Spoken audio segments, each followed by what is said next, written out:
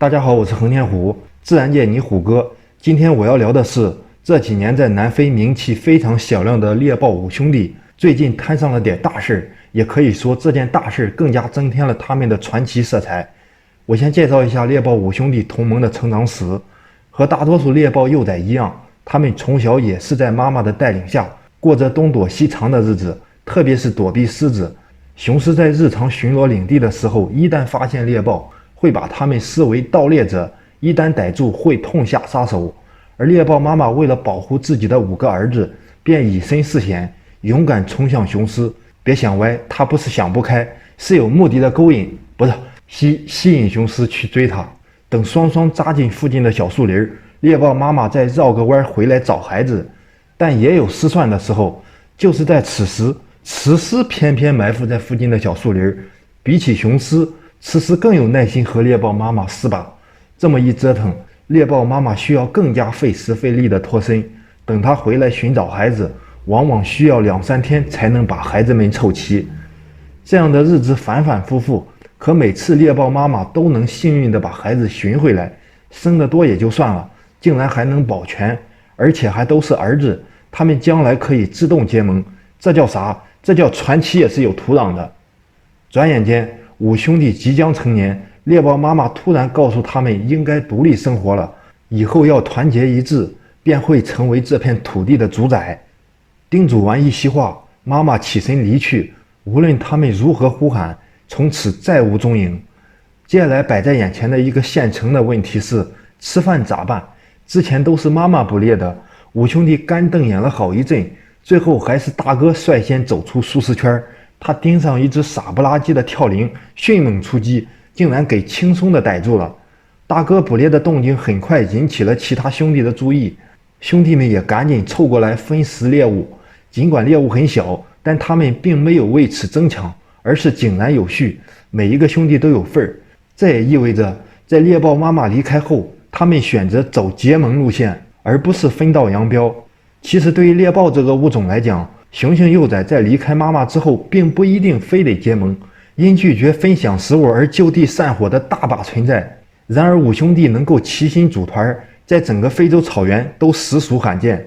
不过要满足这么大一个团伙的伙食问题，他们还是不得已改变一下策略，把目标放到更大型的猎物身上。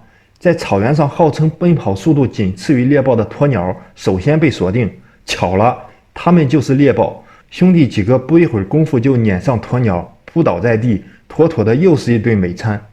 和其他掠食者相比，猎豹在走向独立生活这一块算是比较容易上道的。有句话说，温饱思淫欲，五兄弟在满足最基本的生存需求之后，也想干点别的。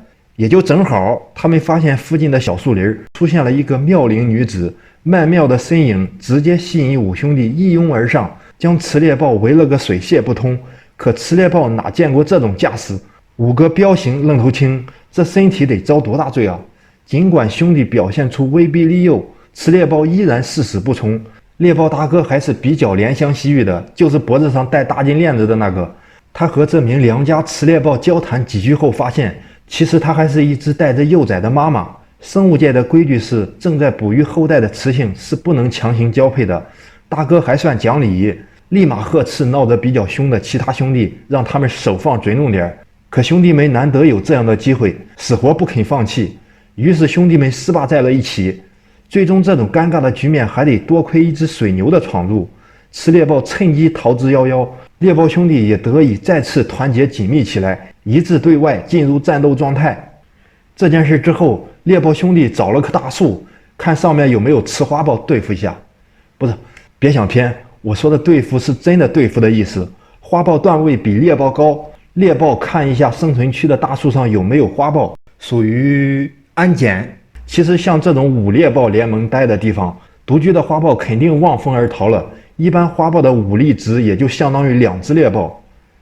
爱情还没开始就结束了，五兄弟过剩的精力也只能发泄在树上。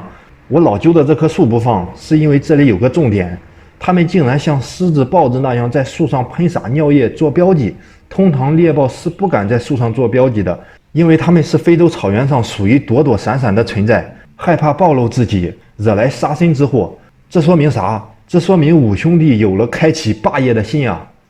接下来，五兄弟对食物链的段位进行了大幅调整，直接盯上了草原之王狮子的最爱角马，而且还专挑大个的。他们的操作手法是这样的：每次作案的时候都是1-2只放风，其他的几位通力协作。成年角马的体型也确实有点大，即便是狮子干着活，也是3-2只雌狮一起上才能有所斩获。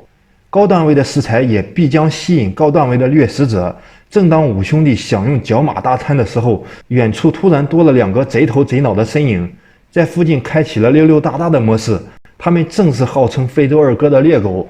不过没关系，五兄弟采取轮流进食、轮流放哨的模式，对为数不多的猎狗先头兵进行威慑。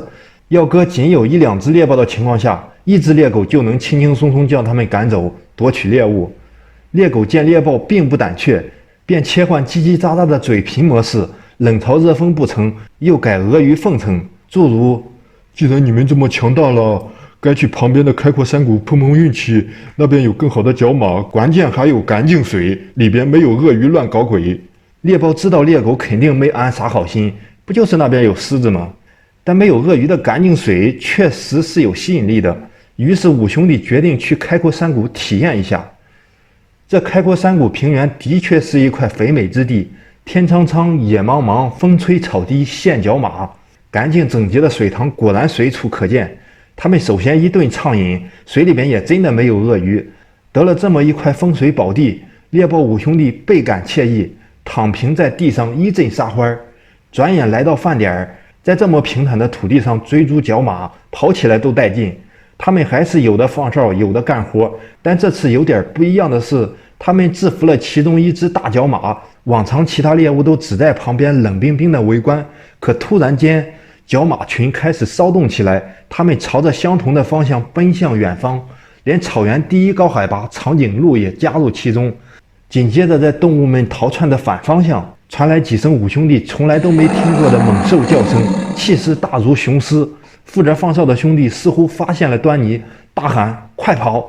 而负责捕猎的兄弟也终于看清了状况，吓得扔下已经得手的猎物，赶紧逃窜。因为他们看到了一只体型大如狮子、身披黄黑色条纹的超级大猫，正气势汹汹地朝他们冲过来。没错，山谷真正的主人老虎终于出场了，这里就是传说中的非洲老虎谷。哎呀妈呀，这捕猎能力还是挺强的，我是不是以后不需要捕猎了，专业打劫那帮家伙？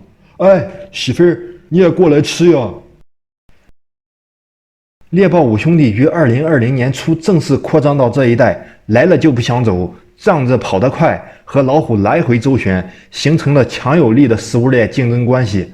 确实很意外，没想到首先和老虎争抢地盘的非洲本地掠食者竟然是猎豹。此外，猎狗和狒狒也开始在附近徘徊。至于老虎谷方面，曾经立下不对当地生态造成物种侵染的承诺，还能恪守多久，我们拭目以待。好了，今天视频就聊到这儿，记得点赞加关注哦。